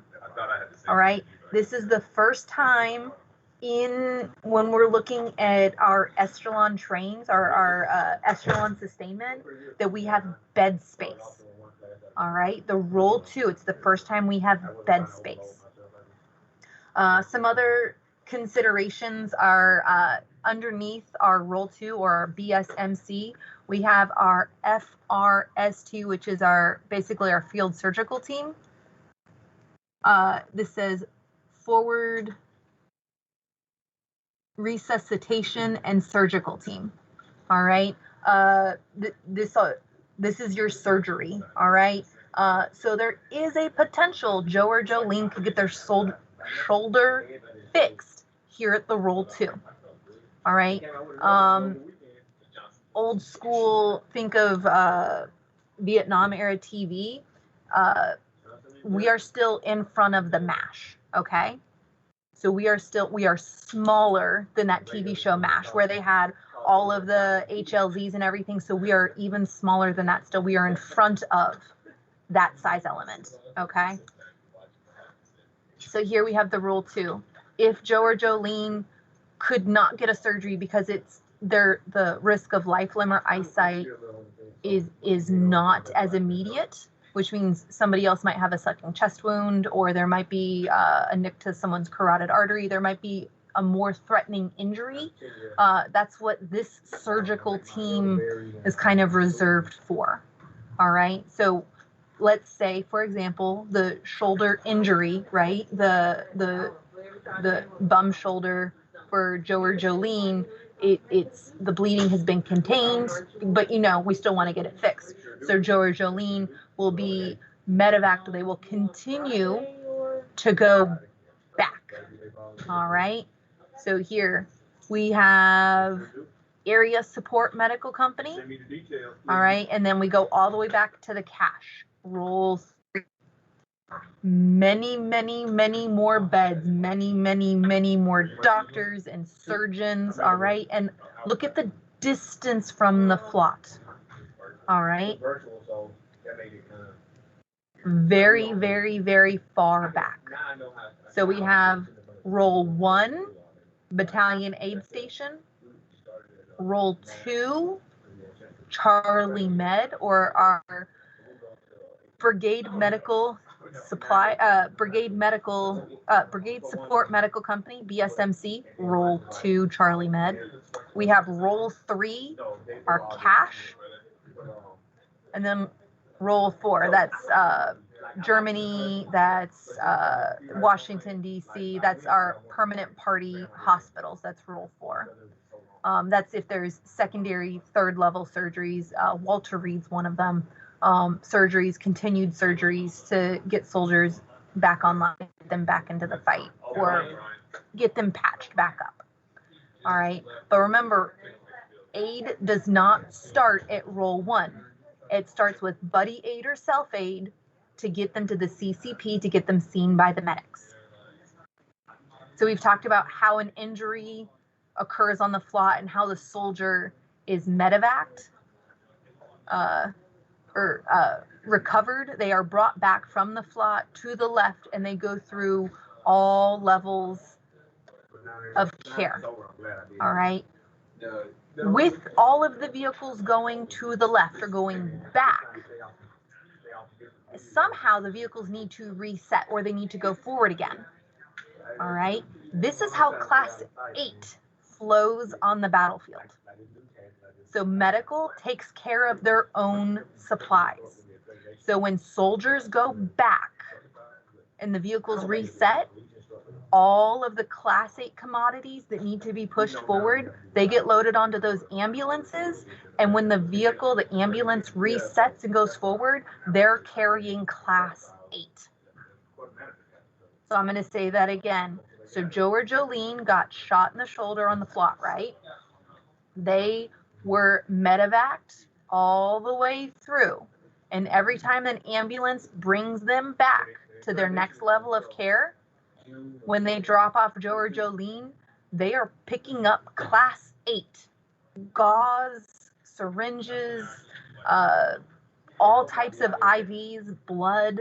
They are picking up those supplies, loading them into the ambulance, and going back forward to their position on the battlefield. That is how Class 8 moves forward. So soldiers go back, Class 8 moves forward, and that's all inside the ambulances, all inside the medical community. Okay? Any questions on casualty evacuation and Class 8 flow?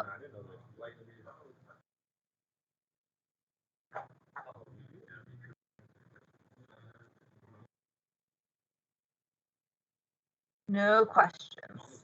All right. So here, we talked about this before. So here we have our CCP. This example on the right side, this is an M113 up armored ambulance. And then here we have our Humvee. All right. It's lighter. It can move faster. All right. So here, this just shows multiple transfer points.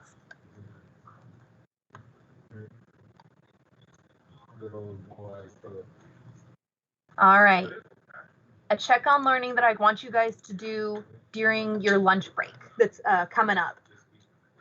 So use the slides and try to draw the evacuation flow of a casualty. So remember, our point of injury is on the FLOT, and Joe or Jolene is getting fixed, and they need to get all the way back to the roll 3.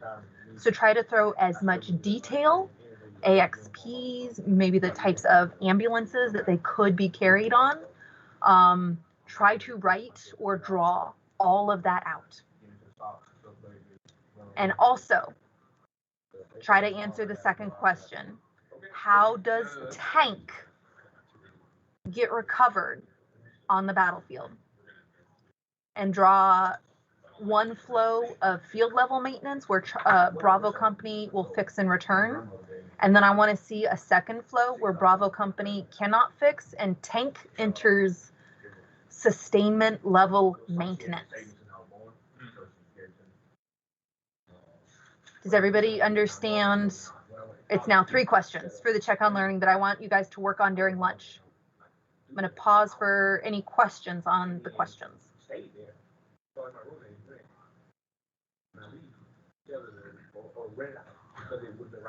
All right, nothing heard on the questions This pretty picture full of colors, it is another way of saying everything we have covered.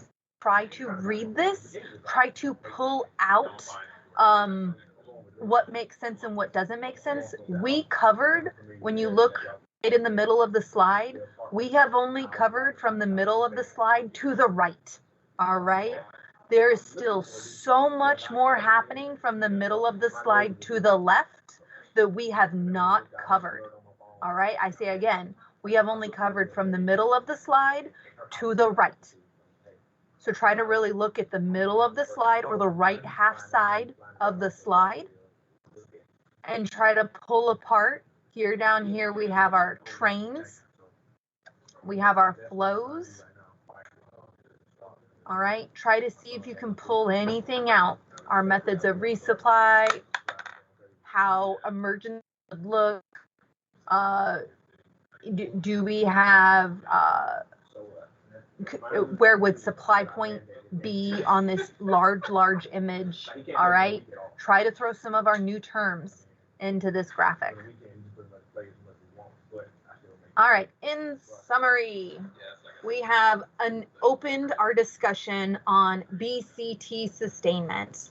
We have started to define echelon sustainment. We have started to describe our methods of distribution, our methods of resupply, and we have started our conversation on maintenance, recovery evacuation, and casualty evacuation. Again, this is the first time you are hearing these terms. You will continue to hear them all week, all course, and for the entirety of your career. All right, very important that you understand all of these terms. All right, I will pause here for any questions, comments, or concerns.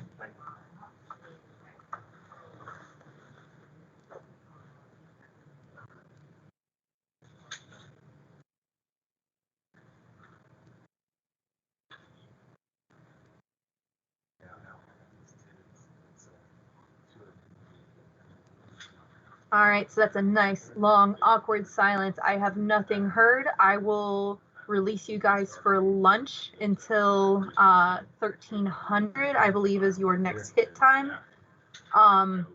Work on the 3 questions that, let me scroll back up in case you guys need to write them again.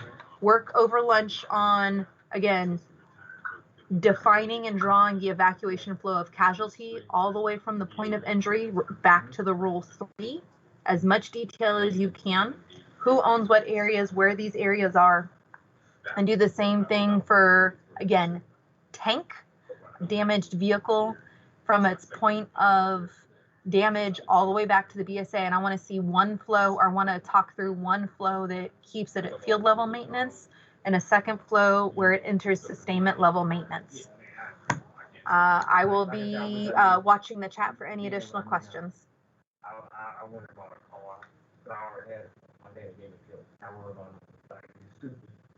Thank you, ma'am. Yep.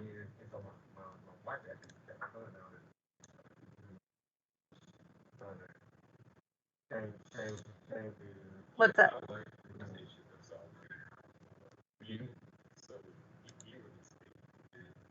What's up?